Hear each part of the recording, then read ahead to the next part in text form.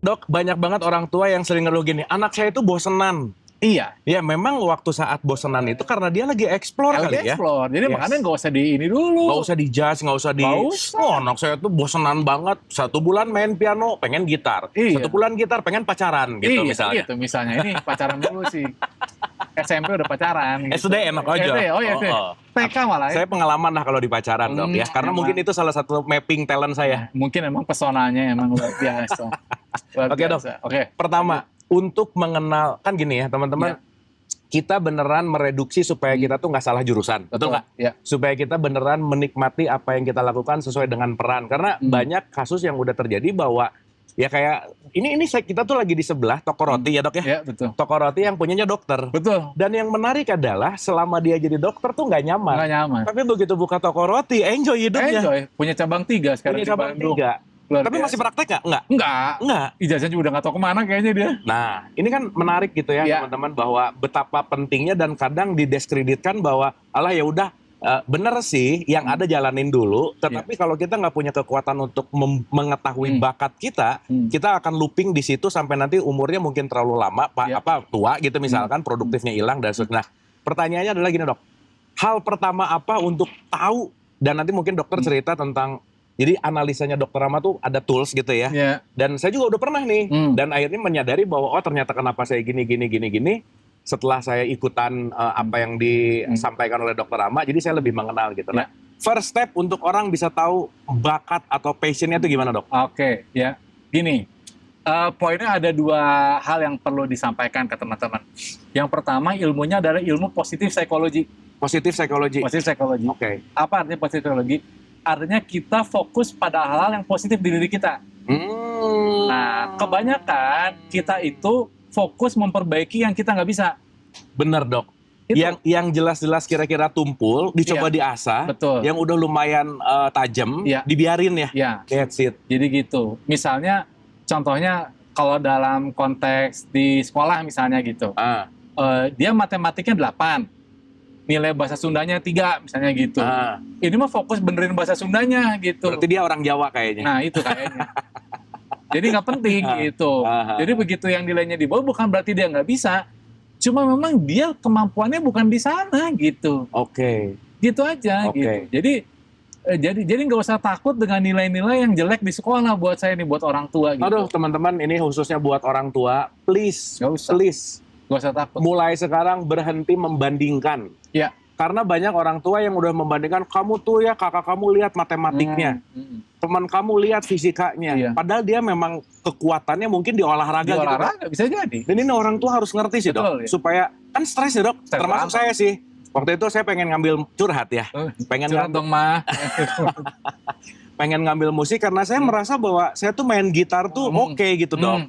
Dan pada saat itu, tapi karena mungkin orang tua saya waktu itu memang belum ngerti gitu ya, dan akhirnya saya nggak boleh ya. Tapi anyway ya, semua juga kan udah jadi sesuatu yang paling terbaik lah sekarang gitu. Nah cuman teman-teman, siapapun orang tua yang mendengarkan ini, please stop membandingkan. Setiap anak adalah benih yang dia siap tumbuh sesuai dengan benihnya. Dan dia udah punya bakat, dan tugas orang tua adalah bantu anak menemukan bakatnya, pertajam, dan jadilah tadi bukan nomor 1 tapi satu-satunya. Karena gitu. itu. Benar. Karena gini, 8 miliar orang kan unik. Jadi 8 miliar orang ada 8 miliar tugas, ngerti nggak? Oke. Jadi ada 8 miliar personality, kebayang nggak? Kebayang sih. Terus pengen disamain? Oh benar. Nggak bisa. Nggak bisa. Jadi poinnya walaupun mirip iya. Ya. Tapi unik. Similar ya? Ya similar ya. Misalnya Abu mirip sama bapaknya gitu ya, secara sifat mirip, tapi secara aktivitas akan beda. Oke. Gitu. Oke. Ya, saya misalnya dalam perilaku mirip bapak saya, tapi tetap ada yang beda gitu. Pasti. Artinya apa? Ya, artinya jangan pernah takut untuk melihat keunikan dan untuk mengekspresikan keunikannya di mana gitu. Oke. Ya gitu. Balik lagi gimana caranya? Ya tadi nomor 1. Positif. Kita fokus sama yang kuat-kuat dulu di kita. Oke. Misalnya, Bu gitu. kan skillnya di communication. Ya udah, makanya jangan kaget kalau dia live TikTok bisa 10 kali sehari gitu. Itu saya waktu dites sama dokter Rama baru nyadar nomor satunya apa, Dok? Communication. Ya, jadi nggak bisa berhenti bicara memang. Iya. Kecuali kalau ketemu Dona di rumah istrinya. Ya, tapi itu nggak usah diceritain juga sih. Udah kan aja. ngecas. Oh, ngecas. Ngecas di rumah. Bukan berarti dia ini terus-terusan bicara. Iya benar. Ada momen dia harus diem juga. Gitu. Kalau di rumah diem. Rumah dia. Di luar rumah cerewet. Di rumah cerewet. Tapi daripada di rumah cerewet ya. Iya, nggak apa-apa. Nggak apa-apa. Janganlah kalau di rumah cerewet. Pokoknya jangan. Oke, teman-teman. Kalau berminat dan teman-teman mungkin penasaran, karena ini perlu asesmen ya, Dok ya? Kalau mau, jadi gini, sebenarnya kalau mau ngomongin bakat apapun, teman-teman lihat deh, banyak banget tes-tes online lah, MBTI, DISC, you name it lah, ada ribuan gitu loh. Cuma bahkan ada apa tuh sidik jari segala macam gitu ya, which is mereka punya apa namanya ya, punya advantage, disadvantage sendiri kan. Cuma gini, kalau jadi dokter, saya ini kan orang ilmiah, ya gitu. Jadi perlu ada tes-tes yang secara validasi sahih lah, gitu ya. Misalnya gini, ini dilakukan pada berapa orang gitu. Oke. Nah, ini kan ada tes yang dilakukan udah kepada 2 juta orang. Oh, jadi tes ini tuh udah 2 juta? Udah banyak orang dilakukan. Ini soalnya penelitiannya cohort study ini. Apa study? Cohort. Jadi cohort itu terukur sampai 15-20 tahun diikutin gitu. Oh, jadi dia nggak buku cuma sekali udah, tapi dia dilihat sampai 15-20 tahun ke depan. Iya. Oke. Nah, dari hasil studi 2 juta orang ini, yang dilihat 15-20 tahun, apa hasilnya? Nah, jadi artinya apa yang tadinya, kan sebenarnya penelitian ini awalnya adalah bukan penelitian ke masalah bakat. Oke. Jadi penelitiannya itu adalah bagaimana seorang karyawan bisa engage di kantor. Oke. Ternyata yang menarik, dicari tuh orang-orang karyawan yang secara performa bagus. Dicek tuh sama si Donald Clifton kan. Nah ternyata dari 10 orang lah ya, yang engage sama perusahaannya cuma 2. Ternyata sisanya yang biasa aja. Enggak, jadi ternyata berarti dia salah rekrut. Bukan salah rekrut. Jadi hati nggak engage gitu. Iya. Bukan. Jadi gini, makanya teman-teman ya kalau ngomong positif psikologi tadi positif, itu teman-teman harus bedakan suka sama bisa. Suka dan bisa. Itu beda. Menarik. Beda. Jadi misalnya Kang Abu nih gitu, lulus dari Unpar gitu, jurusan ekonomi misalnya gitu. Emang ekonomi kan? Iya, misalnya begitu. Ada berapa orang yang lulus waktu itu? Satu angkatan. Aduh, nggak ngitung. Ada 100. Let's say lah. Let's say 100. Kan mereka itu kompeten jadi sarjana ekonomi. Betul. Mereka punya kompetensi untuk bekerja di bidang ekonomi, betul? Ya. Dan bisa kan? Bisa. Pertanyaan apa semua suka? Enggak. Nah itu. Karena teman saya hampir 80-90% bekerja di luar kegiatan ekonomi. Makanya bedakan suka sama bisa. Iya. Saya kalau tahu bakat dari kecil sulap, saya mau ngambil sekolah sulap sih, Dok. Ya itu kan. Itu. Jadi suka sama bisa beda. Jadi makanya ciri-cirinya itu pertama harus tahu dulu, lu suka atau bisa. Oke. Nah kebanyakan orang tuh, ya gue bisa sih gitu. Masalahnya tapi lu suka nggak? Belum tentu. Oke. Lu fulfill nggak ngelakuin? Tapi kan butuh. Betul. Nah itu kan nanti sesuai dengan keadaan kali ya. Betul. Jadi artinya apa? Kalau masalah butuh, pengalaman saya teman-teman. Kalau misalnya teman-teman mengerjakan sesuatu yang disuka, nanti kebutuhannya datang gitu aja. Ini udahlah. Gak usah takut. Ini tidak terbantahkan sih. Jadi kalau lu suka sesuatu, pasti akan datang nanti. Dan memang kalaupun ada naik turun itu nggak apa-apa. Contoh nih ya, ada penyanyi namanya Gia Indrawari kan, gitu teman-teman. Kalau Gia nonton ya, gitu. Jadi dia itu ratusan lagu dia bikin nggak ada yang naik tuh. Sampai ketemu jiwa yang bersedih langsung dong gitu. Artinya apa? Try sampai ketemu gitu. Benar. Asal lu yakin emang lu di situ jiwanya gitu. Dan ini Dok, ini ya kita kaitkan sama relevansi yang sekarang ya. Banyak orang ngeluh bahwa aduh aku tuh bikin video TikTok gitu misalnya.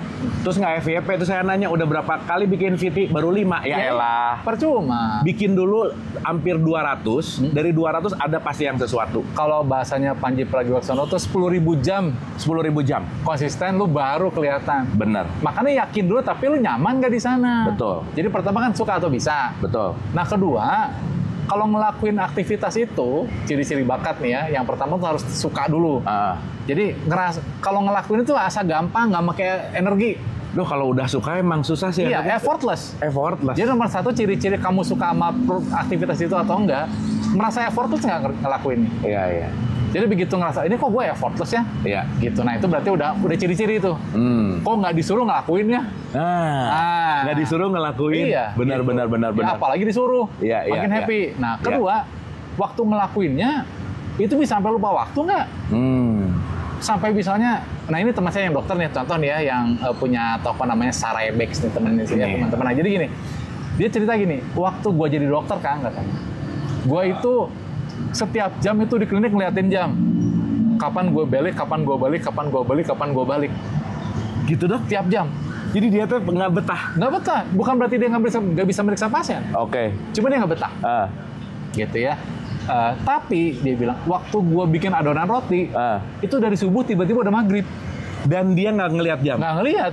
Itu terjadi banget ya kalau lagi podcast. Iya, nah itu maksud saya. Waktu saya ngerjain podcast, dok, waktu ngobrol, beneran dok. Iya. Itu tahu-tahu udah aja. Bener sih. Jadi nggak ada keterpaksaan bahasanya itu. Original banget gitu. Ya tapi kalau teman-teman nyuruh saya bikin roti, ya saya stres gitu. Pasti sih. Karena bukan saya gitu. Benar. Jadi itu ya ciri-cirinya tadi harus tahu sukanya, effortlessnya gimana.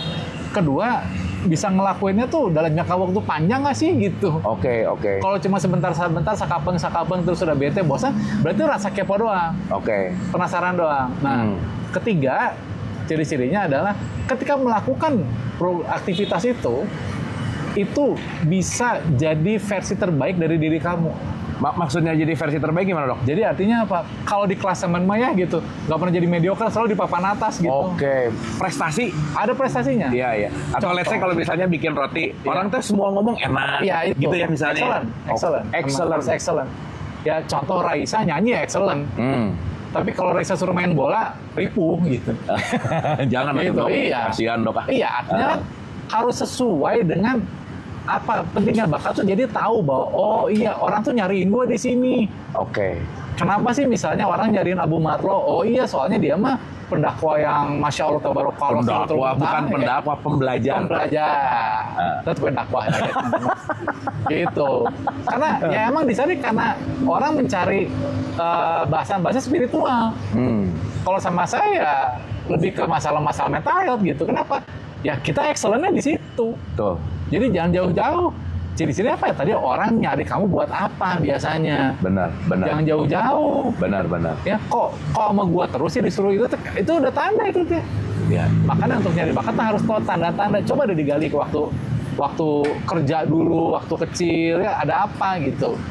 Ya gitu. Kayak tadi saya gitu. Saya waktu stase di bagian anak stres banget. Nggak nyaman aja dok? Saya bukan nggak suka anak-anak, saya tuh nggak nyaman sama anak-anak sakit. Wah ini menarik ya. Bukan nggak suka sama anak-anak, tapi kalau ngelihat anak sakit tuh nggak enak. Tega saya. Oh gitu. Kebayang anak epilepsi kejang, saya tuh kan, aduh ngelihat bapak ibunya sedih, buat saya tuh jadi beban gitu. Iya. Ya gitu, besek-besek perut orang, buat saya tuh nggak banget gitu. Iya. Waktu di bagian kandungan itu ngelihat orang lahirin tuh kayak, ya Allah, saya telah menyakiti ibu saya gitu. Ibu saya berdarah gara-gara saya gitu. Langsung tobat ya Allah, maaf itu karena bukan jadi enjoy, beda sama kakak ipar saya gitu. Di kandungan dia malah sacet gitu. Berarti zaman itu makin soleh dong. Kan makin ingat dosa. Ya soleh. Ya soleh dalam konteks memahami bahwa ya ini bukan gue banget sih. Lebih baik lagi. Kan soleh itu artinya proper. Oh ya proper ya. Jadi nggak proper saya. Nggak sesuai. Nah, jadi gitu ya. Jadi harus suka dulu, effortless dulu. Terus waktunya kerasa jadi nggak kerasa. Terus bisa menjadi versi terbaik dari diri kamu. Ya Ronaldo main bola, Reza nyanyi, Reza Rahadian jadi aktor, itu namanya excellent. Nah yang terakhir teman-teman harus tahu dulu mendapatkan kepuasan secara psikologis dan finansial nggak gitu. Itu tujuan terakhirnya. Betul. Gitu. Jadi nggak cukup hanya psikologis saja, harus ada finansial dong. Betul. Gitu. Jadi ciri-cirinya itu aja. Kalau udah dapet keempat itu, ya itu jadi lebih mudah gitu. Nah dalam tes-tes tersebut, nah itu tuh nanti ada berbagai macam tema bakat namanya. Tema bakat.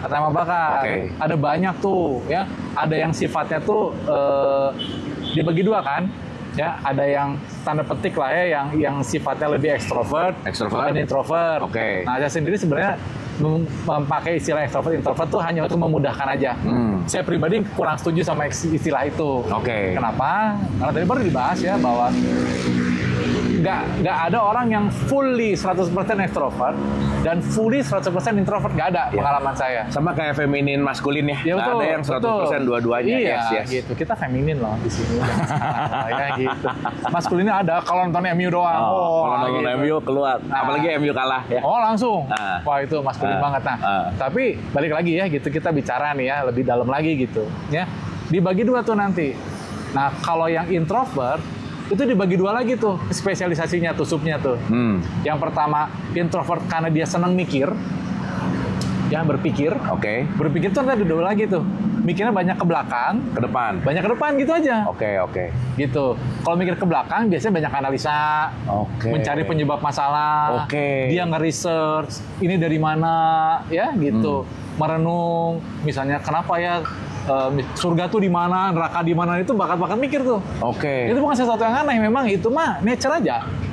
Makanya perlu ada mursyid gitu seperti ini. Nah, tapi saya nggak pernah mikir sih di mananya. Ya udahlah.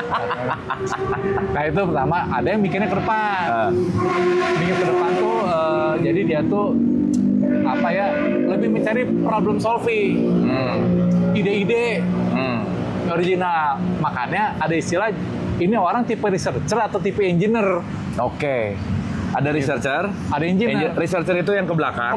Engineer itu yang ke depan. Dia mencari penyebab kan. Misalnya di perusahaan nih, kok jatuh dia, orang researcher cari, suruh tahu apa penyebabnya, dia ngerti itu. Dicari sama dia. Kalau engineer, ya dia nggak butuh mencari. Gimana caranya, solusinya apa sekarang gitu. Contoh misalnya kita lagi kena macet nih. Orang yang research yang ke belakang mikirnya, ini kenapa macet? Tapi orang engineer, mana jalan alternatif gitu mikirnya. Kayaknya saya yang engineer deh. Nah ya kita kayaknya beda-beda. Iya. Makanya kenapa ada banyak orang yang gini, yang gue tuh ngerti masalahnya apa, tapi gue nggak bisa beresin. Kenapa? Karena memang kemampuannya lebih banyak di researcher. Bukan di engineer. Dan itu nggak bisa disalahin ya, Dok? Nggak bisa. Nah teman-teman ya, ini juga sangat baik dalam proses memperbaiki relationship. Ya, kalau kita tahu pasangan kita researcher atau engineer, kita jadi ngerti. Kita nggak banyak keluh bahwa kamu tuh mikirnya kenapa terus, karena memang jangan-jangan pasangannya why researcher gitu ya. Istri saya juga gitu, researcher banget. Kayaknya kita sama deh istrinya. Bukan sama istrinya, sifatnya sama. Ya, salah ngomong bahaya. Jadi saya misalnya datang telat nih, ditanya, kok telat gitu. Datang cepat, kok cepat gitu. Datang tepat waktu, kok tepat. Jadi semua ditanyain tuh, kenapa lah mati gue. Ya ternyata apa nih, caranya dia begitu. Iya. Mencari tahu. Wah, tapi Dok, kayaknya ini teori saya. Bukan teori saya sih, pengamatan. Pasangan yang terbaik adalah pasangan yang terbalik semakin valid. Valid, iya. Jadi kalau suaminya engineer, pasti biasanya, pasangannya, istrinya saya pun begitu. Saya tuh banyak engineer kan. Giniin aja. Nah, istri saya tuh nggak gitu. Bentar dulu, gitu. Bener. Kayaknya mesti dilihat tuh deh. Apalagi kalau lagi belanja ya. Odol aja diliatin. Kandungannya apa? Waduh. Harganya berapa? Astagfirullah. Udah pengen cepet bayar aja udah gitu ya. Bener. Tapi ya emang begitu. Iya. Nggak salah. Iya. Nah, Anda mengalami juga ya? Oh iya loh. Ya saja. Kalau gitu memang semua nasib. Bisa jadi kebalik juga. Istrinya yang engineer, suaminya researcher juga yang gitu. Iya. Ada. Jadi gitu. Pertama itu kan. Nah, kedua, orang yang striving. Jadi orang yang kemampuan utamanya adalah menyelesaikan pekerjaan, finishing. Nanti cooperate nih. Jadi dia tuh nggak butuh, kalau di bisnis tuh misalnya, dia jangan disuruh bikin produk, bungkus produknya aja dia mah. Karena dia jago di packaging. Ada tuh, mobil gitu. Jangan suruh dia mikir konsep mobil mau gimana, warnanya apa, dia nggak penting. Lu mau gue ngelakuin apa, itu tipe orang gitu ada juga. Kemampuannya di finishing. Gitu. Makanya slogan orang yang finishing itu apa? Kerja aja ya. Iya. Dok, by the way, si klasifikasi ini ada berapa nih? Ada 4 tadi. Jadi mikir. Nggak. Yang kalau kerja. Nah, si klasifikasi yang dinilai itu kan, yang pernah saya nilai itu kan banyak banget. Banyak, ada 34. Ada 34 klasifikasi. Nanti 34 dibagi 4. Di mikir, di pekerjaan. Nah, pekerjaan jelas lah ya. Pokoknya orang yang hobinya finishing aja. Pokoknya gue mesti ngapain, nah gitu orang kerja tuh. Ya udah gue mesti ngapain nih gitu. Mana sini gue kerjain gitu. Dia nggak butuh sok lu konsep dulu. Enggak, mana konsep sini gua kerjain. Nah, itu orang finishing tuh. Itu nggak saya banget sih. Ya itu. Iya, mendingan orang lain kerjain. Makanya saya punya staff gitu. Ya.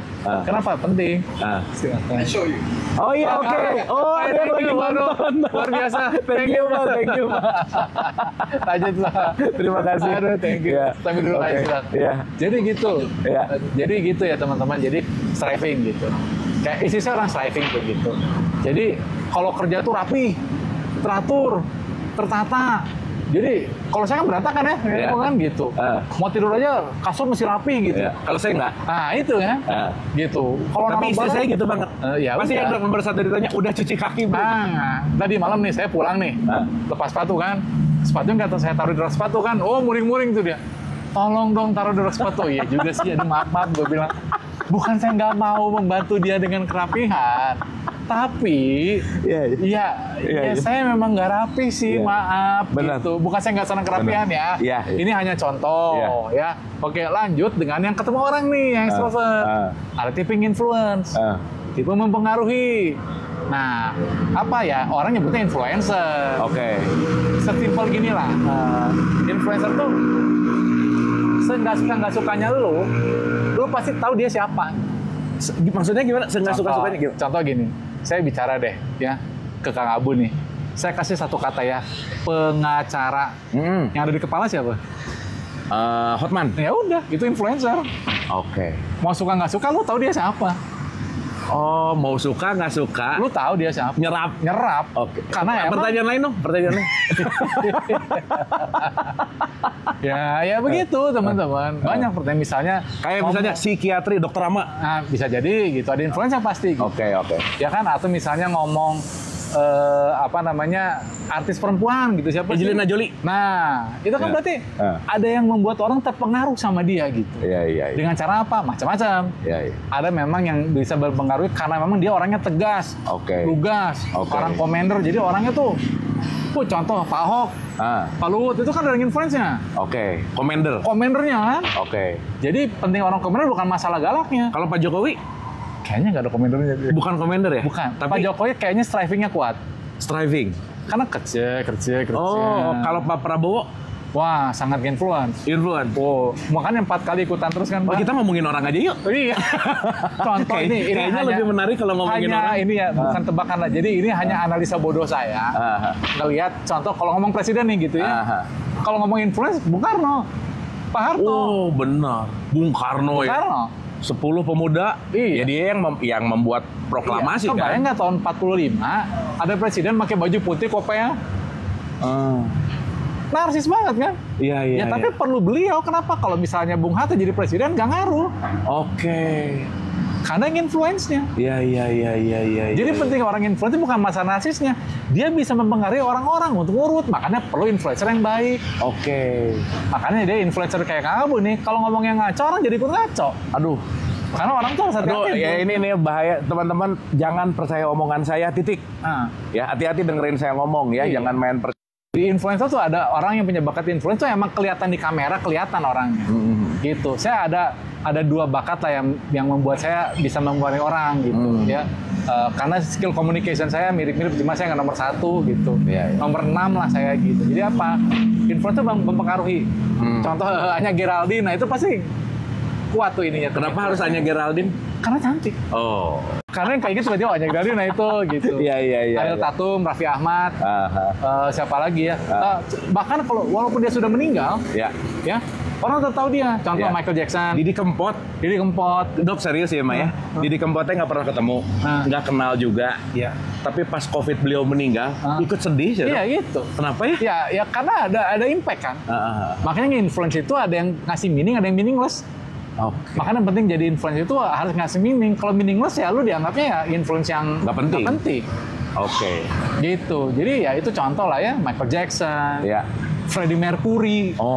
Ya. Benar. Giginya tongos, malah ditampilin. Itu influence. Jadi punya pengaruh, orang inget dia. Ya, walaupun misalnya kita pernah punya wapres namanya Pak Budiono gitu, orang nggak banyak inget dia. Ya memang dia bukan orang influence. Dia emang kerja kali. Dia orang kerja mau mikir sama bikin sistem. Betul. Dia nggak peduli tampil. Iya. Kalau kayak Bung Karno, Bung Hatta gitu. Kalau Bung Hatta ikut tampil, jadi nggak seimbang. Bener. Makanya balance penting itu. Benar. Contoh, itu influence ya. Nah, terakhir dari relating.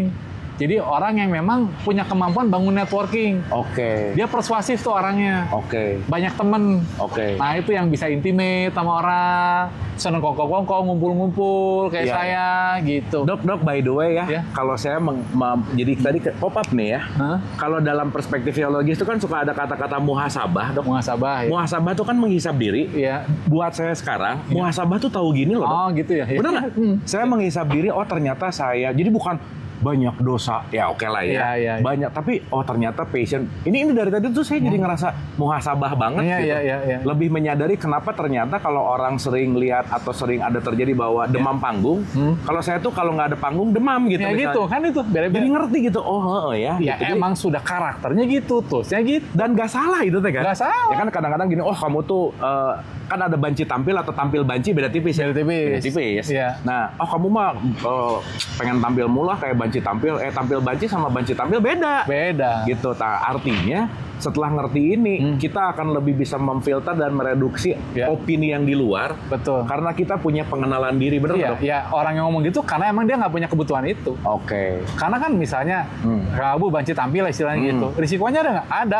Dia over tampil orang jadi bosan juga bisa. Iya. Tapi ya udah itu mah risiko. Makanya mau puasa sih bentar lagi. Nah, nggak puasa-puasa tetap aja katanya mau libur. Tetap aja bikin podcast ini pret gitu lah ya. Kenapa ya nggak bisa orang dia banci tampil? Aduh, muhasabah ini. Iya, selibur-libur tetap aja pengen tampil gitu. Aduh, gimana ya? Waktu Maaf kemarin bener. hiatus sponsor tetap aja ngedakwah istilahnya kan gitu. Aduh, bener sih, Ya Dok. kenapa? Ya emang kebutuhannya dia tuh harus memberikan impact.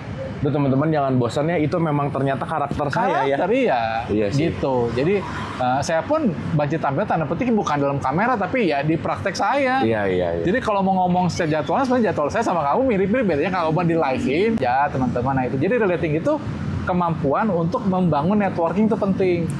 Temannya banyak, pergaulannya luas, orangnya tuh peka. Nah itu kan untuk relasi, Tuh. untuk punya teman. Tuh. Nah saya itu dalam tesnya itu mirip sama Kang Abu. Jadi banyak kuat di yang kerjanya nggak ada tuh hitam-hitam tuh. Nggak ada saya.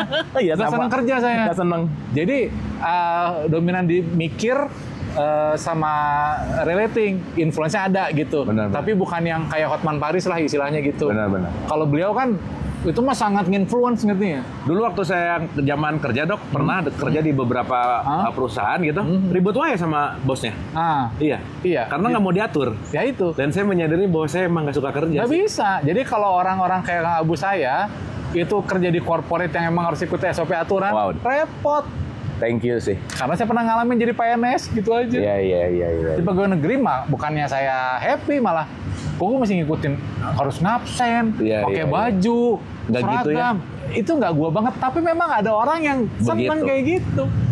Wah, Dok, nuhun pisan. Pasti dipaksain teman-teman. Ini menarik ya teman-teman. Sesaat kita mulai mengerti ini kayaknya nyinyir, judgement. Iya. Kita jadi lebih ngerti bahwa emang dia begitu. Jadi lebih toleran aja teman-teman. Toleran. That's it. Jadi sebenarnya pengalaman saya kalau udah ikut tes ini itu kita jadi si ini emang gini orangnya, ya udahlah tipenya begini udah. Jadi kita lebih begitu kenal diri kita ngeliat orang jadi ya kita kan beda. Oke. Nggak sama. Nah Oke. jadi penting kenal bakat gitu. Begitu 4 bakat ini kita tahu apa ininya sintesanya, Tadi apa, Dok? Kerja, mikir, kerja, influence sama relasi. mikir, kerja, influence, relasi. Relasi, Oke. Dan ini semua orang tuh ada yang kuat salah satu. Ada. Yang semuanya kuat nggak ada. Nggak ada. Nggak mungkin. Nggak mungkin ya. Nggak mungkin. Pokoknya salah satu kuat aja ya. Kuat. Oke, sisanya mungkin dikit-dikit lah ya. Betul. Oke. Jadi saya juga kemampuan yang paling banyak ininya tuh di relasi kalau saya. Oke. Nah, kalau Jadi- saya di mana ya lupa Di mirip sama saya, thinking sama relasi lah. Oke. Mirip-mirip mikir sama relasi gitu. Influence-nya ada dari communication sama self assurance gitu ada. Jadi akan ada orang yang lebih berpengaruh dari Bang Abu. Kenapa ya? Memang dia adalah pasti contoh-contoh siap gitu kan. Iya. Itu kan lebih kelihatan gitu. Iya. Ngerti nggak? Iya, Nah, jadi teman-teman gak usah takut dengan saya kok introvert, nggak gitu. Jadi memang ada ininya kok. Oke. Ada karakter khasnya gitu. Ada roots-nya ya. Betul, begitu kita bisa mensintesa ini dan menjadi aktivitas produktif, yang sesuai dengan ini, dan itu butuh berlatih ya teman-teman. Gak bisa lu ikut tes terus tahu jadi mau apa, nggak gitu juga. Tetap harus ada apa ya percobaannya segala macam. Simpelnya saya tuh cuma kayak ngasih tutorial. Yes. Nah, mau dilaksanakan tutorialnya atau enggak itu ada momentum ya silahkan. Oke. Nah, begitu kita bisa mensintesa itu dan bisa melakukan aktivitas produktif dan bisa merasakan fulfillment, bisa memberikan bakat kita untuk dimanfaatkan buat orang. Nah, itu yang namanya paripurna tuh di situ. Mantap dong. Gitu. Jadi pentingnya bakat gitu. Jadi kamu jadi tahu. Contoh misalnya, oh ya bakat gue main bola. Ya, di mana dulu nih main bolanya? Lu jadi pelatih. Contoh Jose Mourinho. Ya, teman Jose Mourinho itu jadi pemain nggak bagus. Nggak bagus. Tapi jadi pelatih. Oke. Kalau Ya. Ruben Amorim? Sama, biasa aja kan waktu main kan. Nah, tapi sekarang ya Ribu Oge sih kalah mulu. Enggak, tapi di Sporting dia juara. Mending juara. Butuh waktu ya, sabar. Kita nggak usah ngomongin itu ya. Daripada Ya. dibully. Nggak apa-apa sih. Oh, nggak apa-apa ya. Tetap go MU. Oh, Nah, tapi poinnya apa teman-teman? Kang Abu pun begitu. Menyadari dia punya bakat komunikasi, misalnya gitu.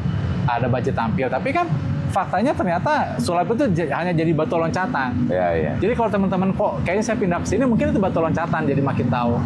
Jadi makin banyak eksplorasi, makin tahu tuh gue nih orang mikir, orang kerja, orang yang seneng influence atau emang seneng relasi.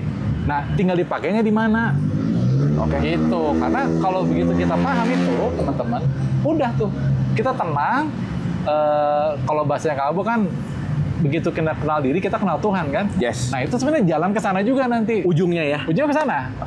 Walaupun ini tuh cuma kayak masih superficial, masih luar. Oke. Nah, untuk masuk ke dalam sana, oh ya butuh diskusi lagi gitu. Kayak Cohen misalnya gitu, itu kan pasti orang mikir. Mikir. Kalau nggak mikir dia stres. Iya. Ah. Gitu. Ya gitulah teman-teman. Kebayang nggak teman-teman? Oke. Oke, begitu. Dok, hatur nuhun pisan. Capek. Ya, Wah, biasalah. TikTok nih emang, TikTok ya. memang ya. Ya udah. Why? TikTok. Why? Tik. Ya udah nggak apa-apa. Nggak apa-apa. Tapi gitu teman-teman, jangan malu untuk berani Exploring. bereksplorasi. Jangan berani. Jangan takut mencoba, jangan takut salah gitu deh. Oke. Pengalaman saya. Jangan takut mencoba, jangan takut salah. Dan jangan takut untuk bertanya ke sekitar, karena kadang-kadang gini, ya, Bu. Kita ngerasa nggak baik, tapi buat orang lain lu keren di situ gitu ngerti? Bener. Nggak pede. Nggak pede. Padahal keren di situ. Padahal buat orang, wah lu tuh di situ gitu, cocok. Kayak kita di kuliah atau sekolah misalnya gini, satu lagi nih gitu ya. Kan kita udah tahu tuh, yang jadi MC siapa yang cocoknya udah tahu kita. Jadi udah langsung tahu pemain sih ya MC. Oh, si ini Danus, gitu ya. Ini bikin poster. Bener.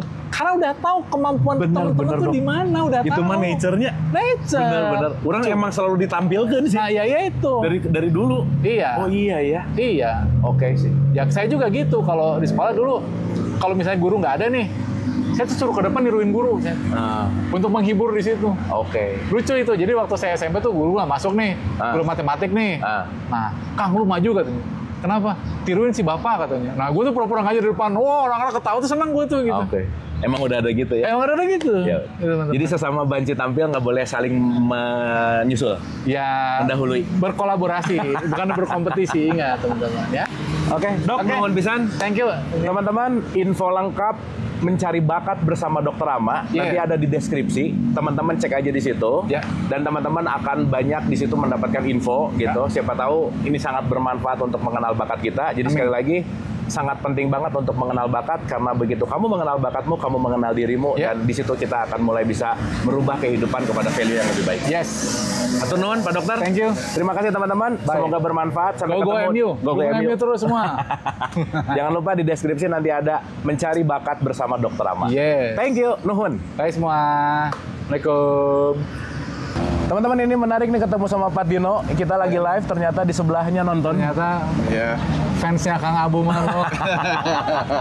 Ya, kebetulan tadi topiknya itu bidang saya. Oh, oke. Saya konsultan pendidikan. Nah, aneh banget ketemu Bapak di sini. Buka stand di sini. Iya.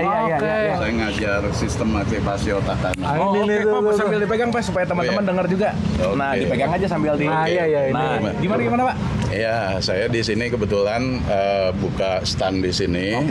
Saya ngajar sistem aktivasi otak kanan. Bapak guru atau saya konsultan? Konsultan aja, nggak ngajar anak-anak? Saya diundang biasanya. Iya. Saya diundang, saya berikan kelas-kelas. apa sih kelemahan-kelemahan dari pendidikan kita itu? Kita tidak diajarkan berpikir, gitu. Semuanya by textbook kan, hafalan. Kaku ya. Gitu. Ya. Nah dengan edukasi saya, di situ saya akan tampilkan bagaimana berpikir efektif. Gitu. Ini Bapak tuh stand-nya di sini? Iya. Terus kalau misalnya apa aktivitasnya apa? Kalau di sini kita kan ada media-media karakter building. Itu untuk simulasi. Gitu. Kita bisa coba nanti. Aku ambil, coba. Nanti saya akan kasih tahu bagaimana berpikir efektif. Itu emang sulit karena memang orang dewasa pola pikirnya sudah terbentuk. Udah kaku ya? Udah terbentuk gitu. Ya, udah betul. Ya, Apakah terbentuknya efektif atau tidak? Belum tentu. Iya, itu akan bisa dilihat. Jadi dia banyak habituasi ya gitu ya, Pak? Betul. Nanti dari situ kita akan menyadari. Ini kan membentuk kesadaran yang terdalam itu kan yang kalau orang bilang, ada yang bilang dasar kesadaran itu apa namanya? Bentuk-bentuk kesadaran aduh lupa lagi ya. Arketipe bukan. Aduh saya lupa, nggak konsen ke sana. Ya. Tenang aja gitu. Nanti ketemu. Jangan terlalu dipaksain. Dipaksain dulu ya. Ada di sini. Betul. Terus aktivitas Bapak ngajar? Ya saya di sini mempromosikan edukasi, Pak. Pak, ini mau ada teman-teman yang nonton, boleh dipromosiin apa edukasinya? Jadi personal brandingnya di sini ya, Pak Tino ya. Iya. Gitu ya. Saya di sini membuka stand kelas aktivasi otak kanan. Saya membangun komunitas kelas atap langit Indonesia. Ya, saya di situ memberikan edukasi dengan simulasi bagaimana berpikir efektif, gitu loh. Berpikir efektif ya. Betul. Kalau orang mau tahu kemana? Ke Pasar Kreatif Jabar. Ada website kah, Instagram?